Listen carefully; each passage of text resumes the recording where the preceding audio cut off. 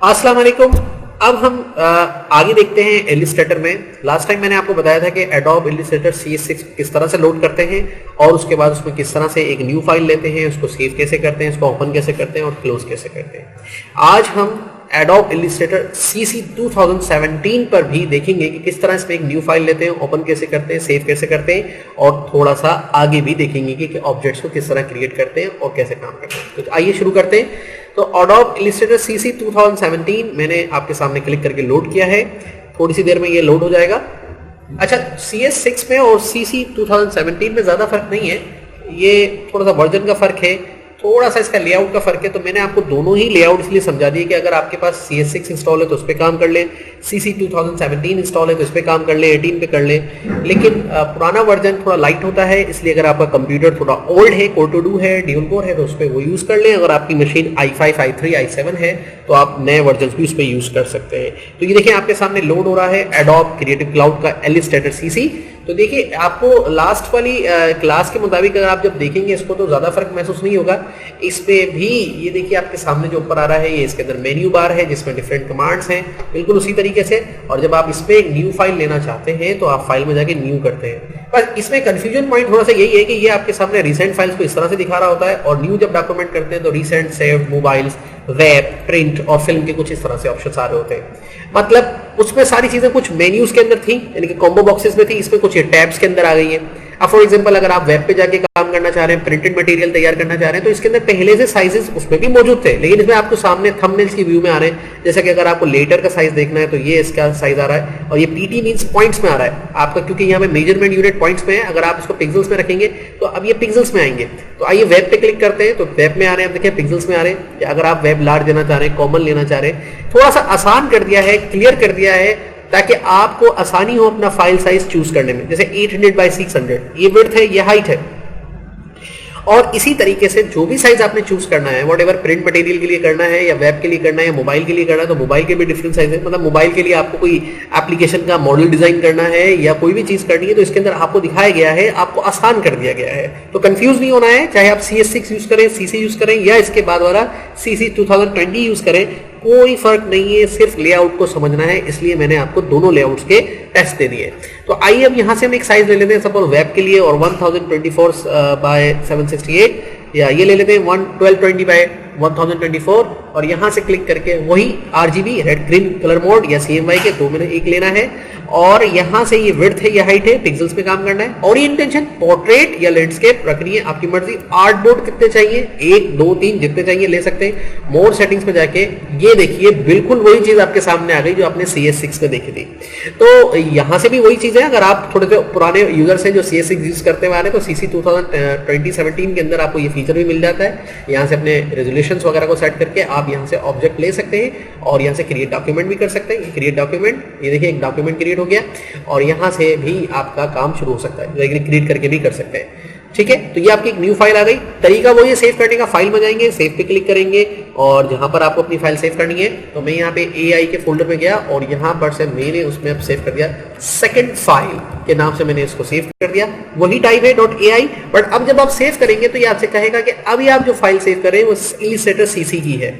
मतलब अगर आप ये इलिस्ट्रेटर CC में कोई फाइल सेव करेंगे तो ये CS6 में नहीं खुलेगी और CS6 में अगर कोई फाइल सेव करेंगे तो वो CC में खुल जाएगी। याद रखें, लेटेस्ट वर्जन की फाइल किसी भी पुराने वर्जन में नहीं खुलती, पुराने वर्जन की फाइल किसी भी लेटेस्ट वर्जन में ओपन हो सकती है। ओके कर देंगे, आपके सामने आ गया। तो देखिए इसका थोड़ा सा लेआउट चेंज है, वही आपके सिंगल रो डबल कॉलम आपका जो है, सिंगल कॉलम डबल कॉलम जो है आपका आ रहा है इसके अंदर जो भी टूल बॉक्स है।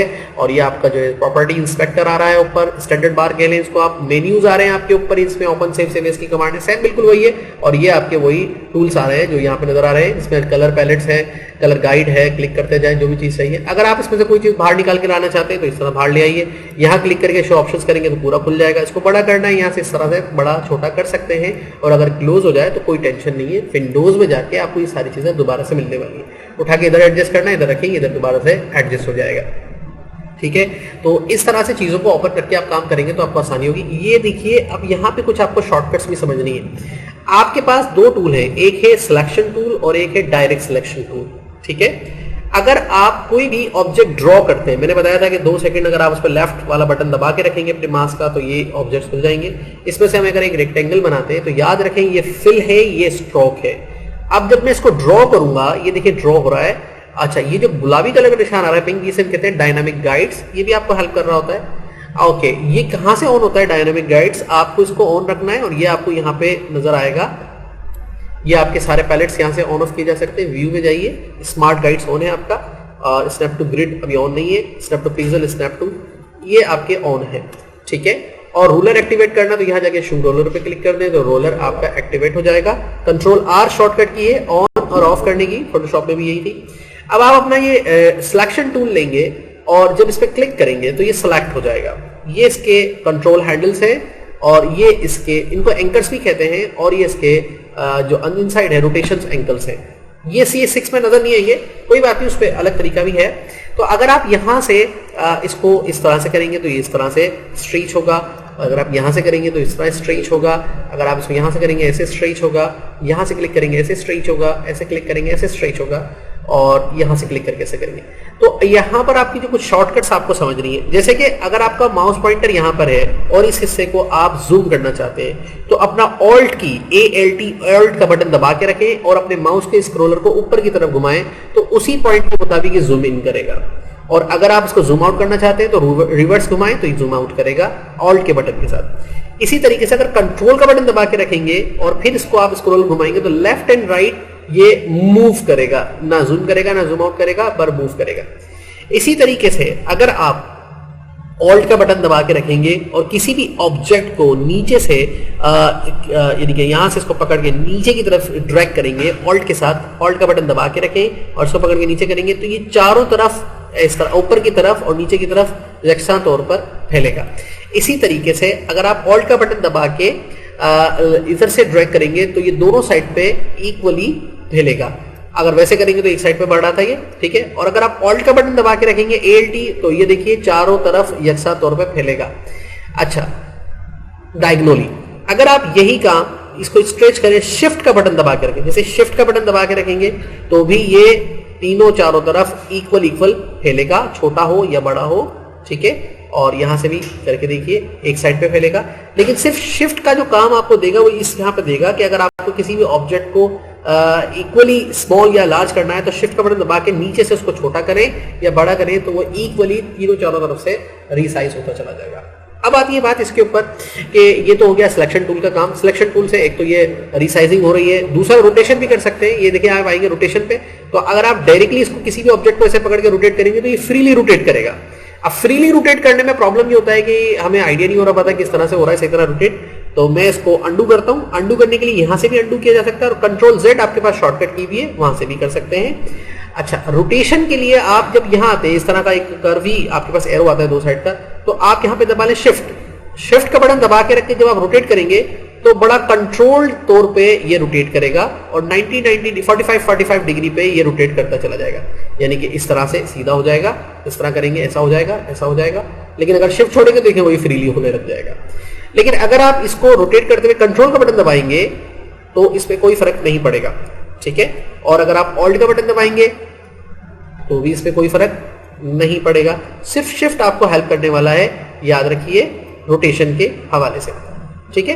तो इस तरह से आप रोटेट कर सकते हैं। अब हम आते हैं कि ऑल्ट का एक और काम भी है। फॉर एग्जांपल अगर आपको इसकी कॉपी चाहिए, मतलब वैसे आप इस पर क्लिक करके माउस से इसको पकड़ के इसे रिमूव करेंगे तो ये कहीं भी मूव हो जाएगा, ठीक है।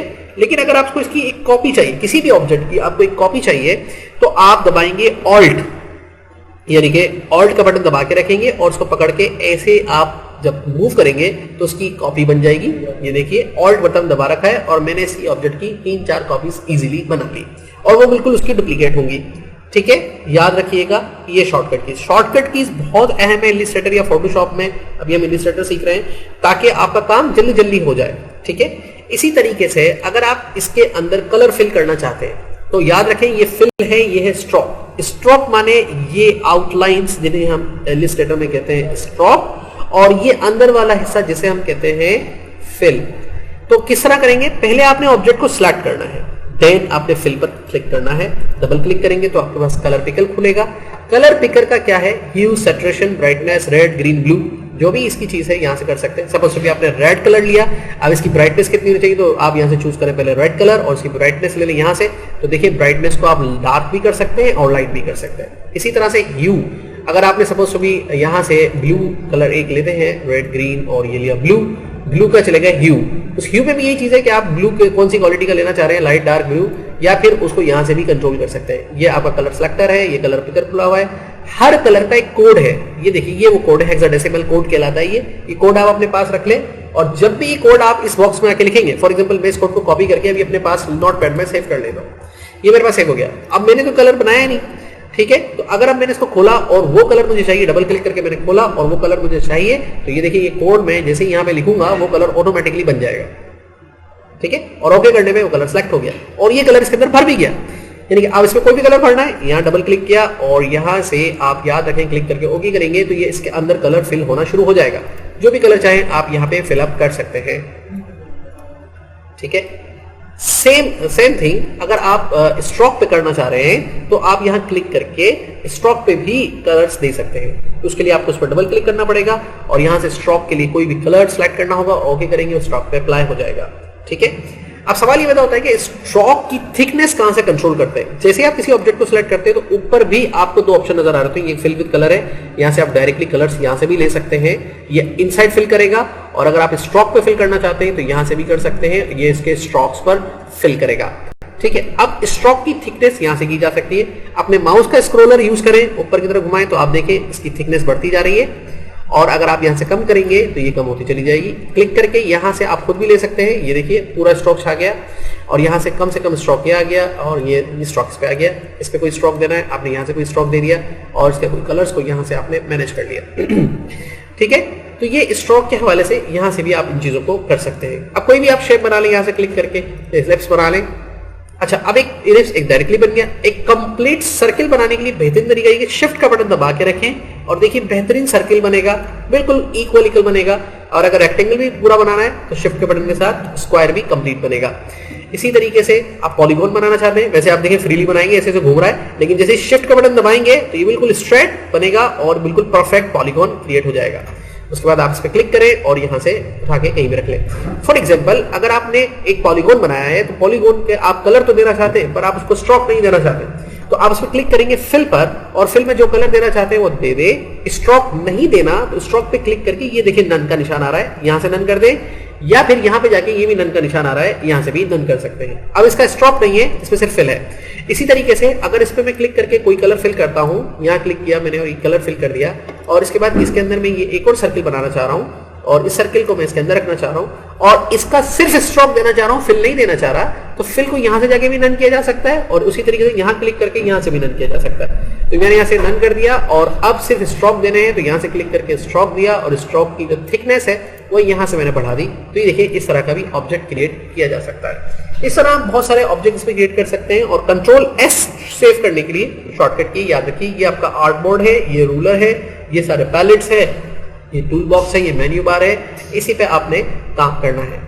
तो ये देखिए मैंने आपको डिफरेंट टूल्स को यूज करना बताया, कुछ शॉर्टकट कीज बताई। अब आप इस पर थोड़ा सा काम करें और फिर नेक्स्ट क्लास में हम इसमें देखेंगे कि मजीद और क्या इंटरेस्टिंग चीज बना सकते हैं। सिर्फ इस वक्त आपको जरूरत है याद करने की कि कौन सी शॉर्टकट की से क्या काम हो रहा है, कैसे इलिस्ट्रेटर लोड हो रहा है, इलिस्ट्रेटर कैसे क्लोज हो रहा है, और इसके अलावा इसमें ये किस तरह से शेप में कलर भरा जा रहा है, फिल कैसे हो रहे हैं। नेक्स्ट क्लासेस में हम इसमें कोई ना कोई चीज क्रिएट करेंगे। चलो ठीक है, शुक्रिया, अल्लाह।